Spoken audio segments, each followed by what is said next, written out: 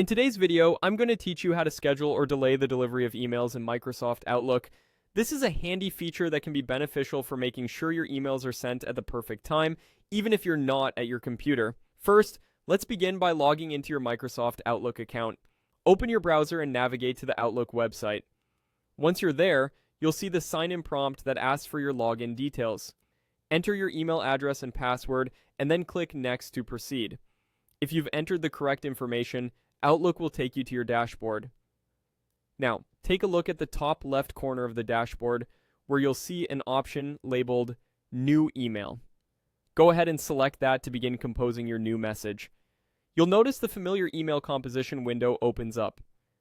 Here, you can start by entering the email address of the person you want to send your message to in the To field.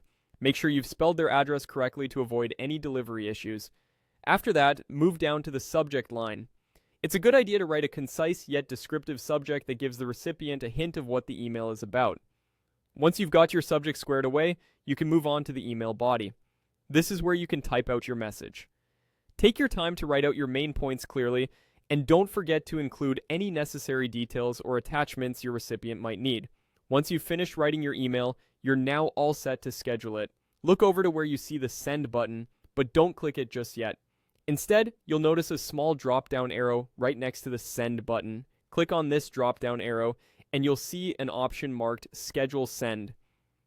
Select Schedule Send, and you'll be presented with a new window that allows you to customize when you want your email to be sent. You can choose the specific date and time that best suits your needs. This is particularly useful if you want to ensure your email arrives during working hours or if you're accommodating different time zones. Once you're happy with the schedule that you've set, confirm your choices.